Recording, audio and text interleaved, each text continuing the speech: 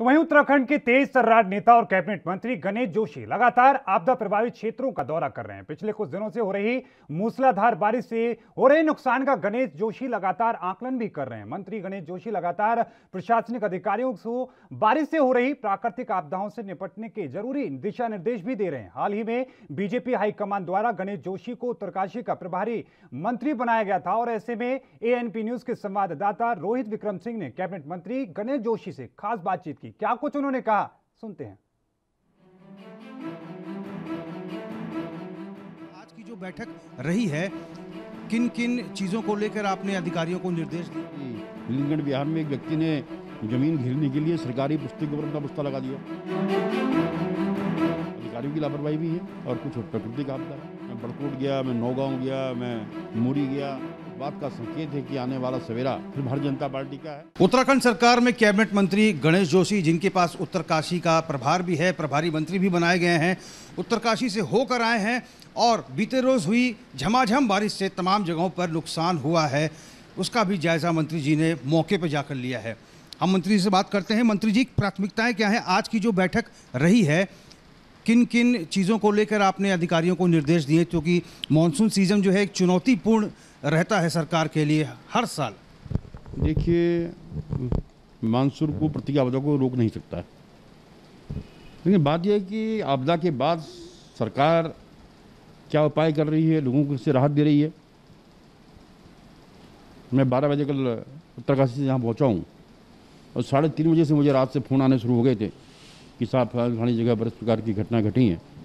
और मैं सुबह अधिकारियों को लेकर सुबह से लगातार अभी एसडीएम, सिंचाई विभाग, बिजली विभाग के अधिकारियों के साथ क्षेत्र भ्रमण करके आ रहा हूँ और जगह में निरीक्षित किया है। कई जगह तो हमारी लापरवाही के कारण अभी नीलगढ़ बिहार में एक व्यक्ति ने जमीन घेरने के लिए सरकारी पुस्तक के ऊपर अपना पुस्ता लगा दिया और भारी बारिश से गिर गया, जिसकी वजह से 50-60 आदमियों का मार्ग अवरुद्ध हो गया। इसी प्रकार लोक निर्माण के ठेकेदार द्वारा नालियों का ढाल दोनों जगह से एक जगह कर दिया, जिससे पानी भरा और लोगों के घर में घुस गया।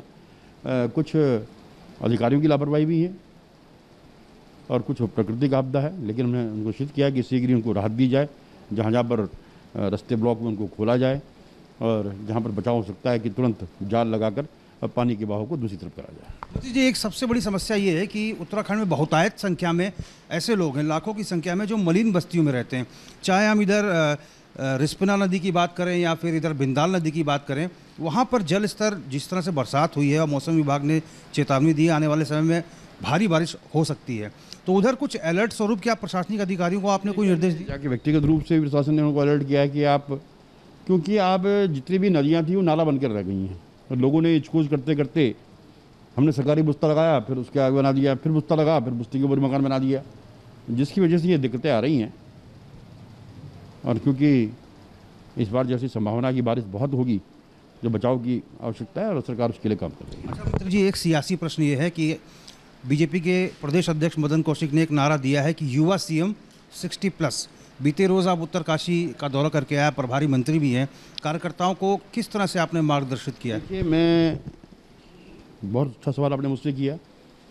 मैं उत्तरकाशी के दौरे पे था। मैं बड़कोट गया, मैं नौगांव गया, मैं मुरी गया, मैं सब जगह, मैं पुरोला गया और जिस प्रकार का उत्साह युवा मुख्यमंत्री के आने से लोगों में दिखाई दे रहा है, इस बात का संकेत है कि आने वाला सवेरा फिर भारतीय जनता पार्टी का है। और जानिए, हमारे प्रदेश के अध्यक्ष जी ने जो नारा दिया है 60+ का, वो साकार होगा। और सबसे बड़ी बात, जब मैं लोगों से मैंने सवाल किए, हमने केंद्र सरकार की चाहे जितनी योजनाएं हैं, क्योंकि उत्तरकाशी एक किसान बाहुल्य है, क्योंकि वहाँ पर उनका मुख्य व्यवसाय खेती, वहाँ पर फल होता है, वहाँ पर आलू होता है, मटर होता है, सब्जियाँ होती हैं। और जब मैंने उनसे पूछा कि किसान सम्मान निधि की, कहने का 8 किस्तें हमारे खाते में आ गई हैं, तो ये इस बात का प्रतीक है कि आज हमने जनमानस को भी राहत दी है और हमारे युवा मुख्यमंत्री के नेतृत्व में 2022 में भारतीय जनता पार्टी की सरकार बनेगी और पूर्ण बहुमत की सरकार बनेगी। 60+ हम लेकर आएंगे। न्यूज़ से बात करने के लिए मंत्री जी बहुत बहुत धन्यवाद। अपनी बात की उत्तराखंड के तेज तर्रार नेता और कैबिनेट मंत्री गणेश जोशी जी से। उत्तरकाशी के प्रभारी मंत्री भी हैं और कैबिनेट मंत्री भी हैं, तेज तर्रार नेता हैं और साफ तौर पर जिस तरह से मंत्री जी ने बताया कि कार्यकर्ताओं के बीच उत्साह है और एक बार फिर से भारतीय जनता पार्टी के प्रदेश अध्यक्ष जिन्होंने ये नारा दिया कि युवा सीएम और 60+ सीटें इस बार बीजेपी विधानसभा चुनाव में जीत के आएगी। मंत्री जी आश्वस्त लगते हैं कि 2022 में एक बार फिर से बीजेपी की सरकार प्रदेश में बनेगी। कैमरा पर्सन रमन जायसवाल के साथ में रोहित विक्रम सिंह, ANB न्यूज़, देहरादून।